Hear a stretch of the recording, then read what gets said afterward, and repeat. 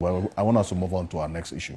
When I read them, because this week, the Chief Justice gave a verdict on the 3 petitions against the special prosecutor, and I'll explain why it's the 3. And then the 7 petitions for the removal of the Electoral Commission chairperson and her deputies. Earlier in the year, in fact, before the end of last year, 2025, we had an update from Felix Kwatio-Fosu, who is the Minister in charge of Government Communication, that 10 petitions had been received in total for the removal of the EC chair and the 2 deputies and the special prosecutor. 7 against the EC chair and the 2 deputies, 3 against the special prosecutor. Later, we got to know that there had been further petitions submitted. The total, we don't know as yet. But from the determination so far, based on this particular letter, that was, in fact, a statement that was issued by Felix Kwatio-Fosu himself, it gives us a pointer as to the number of petitions that have been determined by the Chief Justice after investigation. It says, following the receipt of 7 petitions. So that is what we know now. 7 petitions from various individuals and groups for the removal of the chairperson of the EC and her deputies, and 3 petitions for the removal of special prosecutor. President John Mahama, in accordance with Article 146 of the 1992 Constitution and Section 15 of the Office of Special Prosecutor Act 2017, referred same to His Lordship Justice Paul Bafo-Bonny, Chief Justice, on the 25th of November 2025, to determine whether the petitions disclose a prima facie case. By a letter dated 26 January 2026, the Chief Justice informed His Excellency the President that no prima facie case, that is the minimum threshold of wrongdoing, has been established by the petition to warrant any further investigation for the removal of the Electoral Commissioner, Deputy Commissioners, and the Special Prosecutor. So, no basis whatsoever. And we got wind of exactly what could have informed the Chief Justice's decision, because one of the letters written to one of the petitioners was leaked. The Chief Justice says, while the allegations raise, that is the allegations contained in the petitions, raise serious constitutional and administrative questions, they do not, on their face, meet the threshold required for a prima facie determination of stated misbehavior or incompetence, warranting that a committee be set up to inquire into the petition.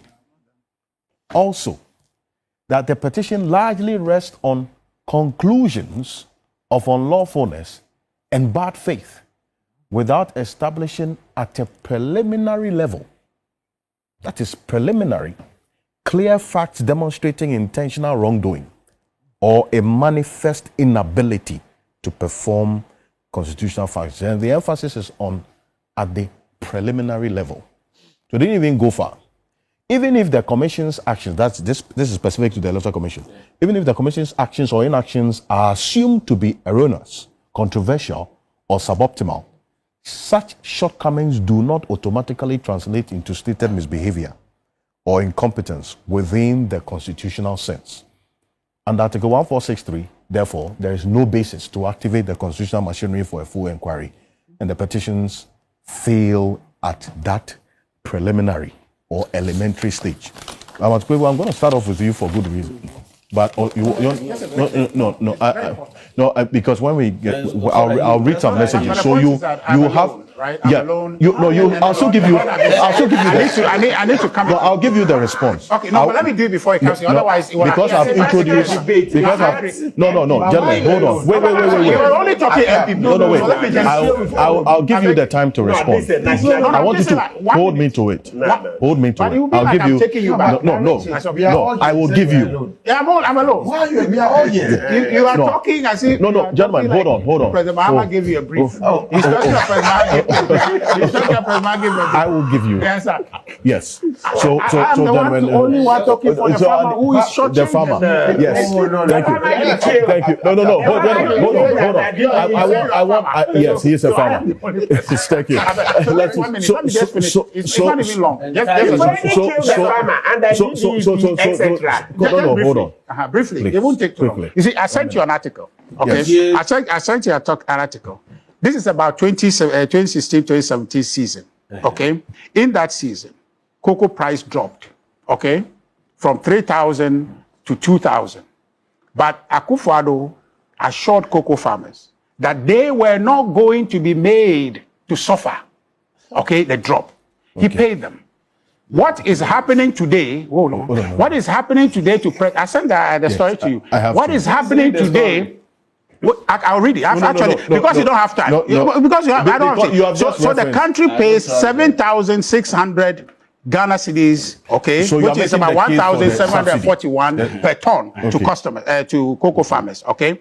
And here is what. So this will not only benefit cocoa farmers, but also involve the people in the cocoa value chain. So the president, where did the price drop from that? Please stop this. So the point we are making is that everything that was said here today is not relevant to the matter.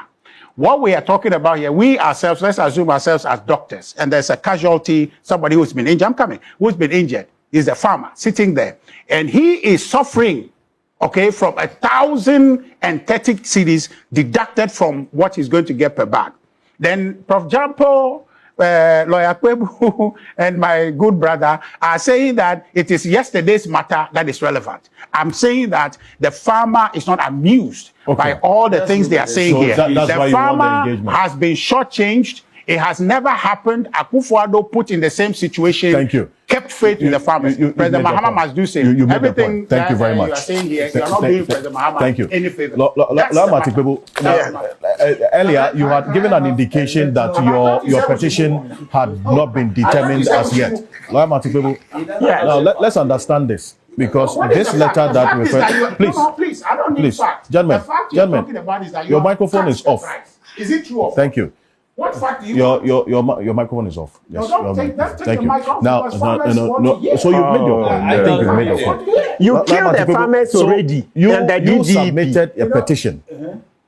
Yes. And you were saying, and this was for the removal of the special prosecutor. Yes, sir. And you're saying that petition has not been determined as yet? No. It's not part of this? No, it's not part of this. Have you been officially told? No, so you see the letter that leaked and from which you quoted copiously.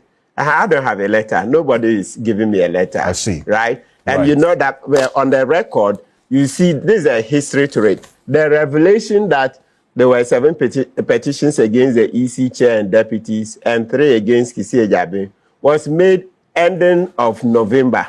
Daily Graphic did an RTR request. So if you Google, you see the Daily Graphic story. Right. Then a few days later, my joint line on 1st of December also published the same 7 and 3. My petition was submitted 2 weeks later, even if we are using, or let's say, even if we are using 1st December, 11 days later, that's on the 11th of December, that's when I presented my petition. So by then, yes, it couldn't be part.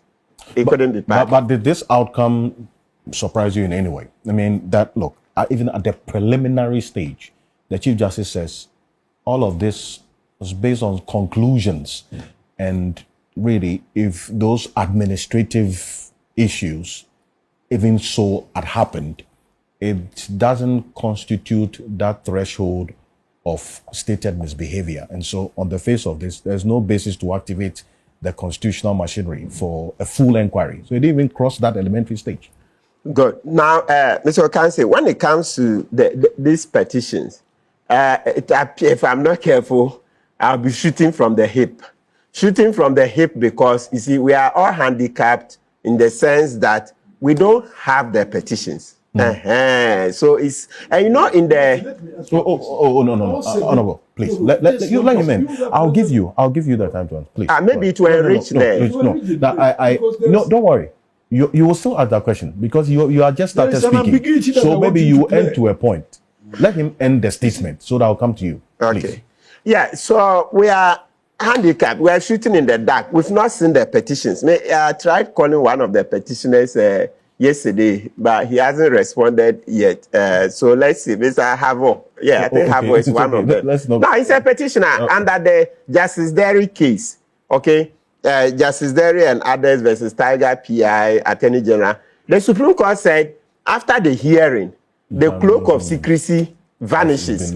Yeah, so now we can publish the petitions. So please, the petitioners, bring the petitions forward. Let's analyze. So right now, strictly speaking, it means that we can have a sensible debate on the matter without the petitions. Okay. There's a temptation to hazard a guess, which, sometimes we will take educated guess. So if you agree, the educated guess is that the matter of SAL featured in the petitions. And if the matter, that's Santro Kofi Akpafu Lolobi, right? They didn't get an MP. They did not vote in the 2020 elections for an MP. So they didn't have an MP for 4 years. That matter, if we all accept at the table that as an educated guess, that matter made it into the petition, I'm surprised that the petitions were thrown out. Because the SAL matter is something that at least it should have gone to trial. That one I can say unequivocally. If we agree that as an educated guess, at all costs, the SAL matter made it into the petitions, then I really struggle to see how the petitions can be thrown out. So I can't say, but you see, but we don't know. Yes, that's why I said yes. But I'm saying as an educated guess, because that matter has been beaten in the public domain, sir. And then second educated guess, the publication of the 2020 elections results 5 times. It was a comedy of errors. 1 election results, 5 publications. They publish 1, there's an error, then they withdraw, then they correct, republish. Number 2, error, withdrawn, then republish. Number 3, up to 5. It was a comedy of errors. If that doesn't speak to incompetence, what else can it speak to? Number 3. No, the previous point you wanted to make. Yes. Are you? No. Yes. Let me ask you the question. 7 petitions against who? Because we are talking about 3 people. Who are the petitions directed at? The 7 petitions were against the EC and her 2 deputies, and 3 against the special prosecutor. Article 146 expects an individual's petition against an individual. So when you say it's against 3 people, who are the specific petitions against? Right. We cannot petition against the commission as a group or as an institution. It is directed at individuals within that institution. So who doesn't have that information? But by interpretation of law. No, I'm saying that we can proceed without knowing that nitty-gritty. The No. general idea. For You our should purpose. know who is responding to which petition and the issues in the petition directed against a single individual, so that the CJ had an opportunity of looking at the petitions against Kpebu, the petition against Martin Kpebu, the petition against, and the issues could be different. I see. So for our purpose, I think we can assume that's why we are talking about. Yeah, but you cannot petition against the. No, I think that point is well made. But all of this comes back to the point you made, that we don't have the benefit of the details of the petition. Yes. So that's the limitation. I hope you agree. So we've put in the caveat that we are doing an educated guess, that these are the matters that we raise against the EC and the deputies, right? Okay. And let's put it in context. Very important. It's good Mr. Ahiagba is here. The MPP has agreed that Jim Mensah must go. She's not fit for office. The NDC have they agreed? Yes. No, wait. Justin Kodria. Because you are putting Yes, a personal opinion. And you haven't reprimanded him. No, you haven't Justin Kodria, let's Google it. Justin Kodria. No, but that point is not even valid. The NDC wanted their hair gone. What didn't they say that? They wanted her gone. So does that mean that they certainly by that they should go? No. It's the law that must work. It's not what somebody says. It's the law. So if somebody says that, they're expressing their personal opinion. So the point I'm making, see, we are trying to create the context. Okay. Let lawyer Martin Kpebu. Let him end, because I'm saying that NDC said Jim Mensah should go long time ago. Thank you. That means you should go by their utterance. Thank you very much. Lawyer Martin Kpebu. The prodigal son. This prodigal son that went away. Move on, please. The Move prodigal son is back to cause trouble again. Move forward. Okay, you. Yes. All right. Yes. So we're saying that look, this is a management team that both NDC and NPP agree must go, and we know democracy is crowd wisdom. So you see the context, and that no wonder after the decision, I've received many calls. WhatsApp messages. People are upset from both camps. People are upset. So this we have to be careful. We have to be careful. Look, we are citizens. It's crowd wisdom. Democracy is crowd wisdom. The larger majority of public discourses have gone against the EC chair and the deputies. And so if we're saying that SAL, the biometric register we did in 2020 had to queue up in COVID, etc., endangering people's lives, then publishing results 5 times, etc., are not enough for Jimensa and her deputies. Bosman Asari, who said NDC is an existential threat to our democracy, etc., then I don't know what again will qualify. So this particular thing, I'm sure people will represent petitions. No, people will represent. Because look, one thing is clear to me, that this management team of the EC, the Jimensa and her 2 deputies, cannot be at the helm of affairs come 2028. Look, the more you keep them in office, it's as if the whole of Ghana, we don't have enough talent. Because those people in office, that's our best too. Public office is for the best of our best. So this, telling us that 34 million, Professor Jampo sits here, etc., was Bosman Asari not your colleague? Even he was a year behind you, or your classmate. Mates, right?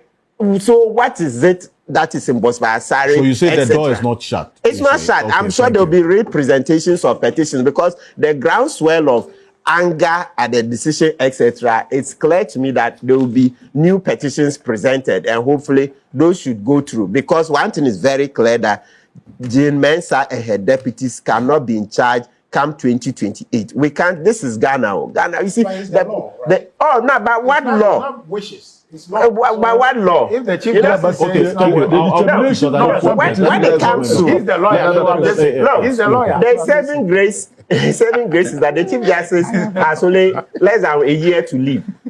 In December, how does that impact on the? Yes, so new petitions, you get different mindsets. Yes, hopefully. Yes, because so are you saying that hold on? Are you saying that the chief justice is guided by law in arriving at a particular decision? It's not by his own whims and caprices. That is true. Yes. Yes, the law, you see, yes, so he is doing the analysis. Yes, it's subject. Yes, exactly.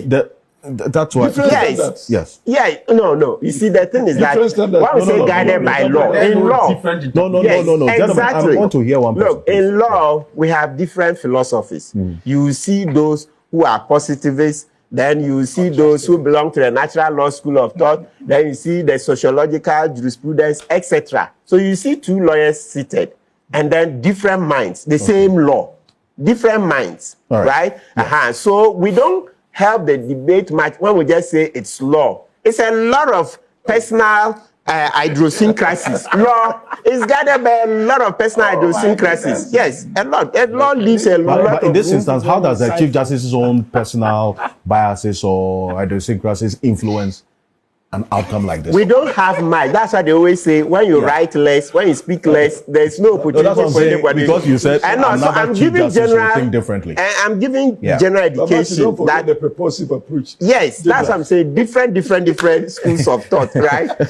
So this one is Chief Justice hasn't written much. I'm hoping that there will be a lengthy ruling addressing all the specific points, because let's always remember. Chief Justice Bafubwani, we support. Bafubwani suffered a lot. You know how Nebuchadnezzar ostracized him, banned him from Jubilee House, etc. He suffered a lot, but thank God eventually he became Chief Justice. But Chief Justice Bafubwani. This one there, we beg you, we want the longer ruling. All right, no, please. Gentlemen,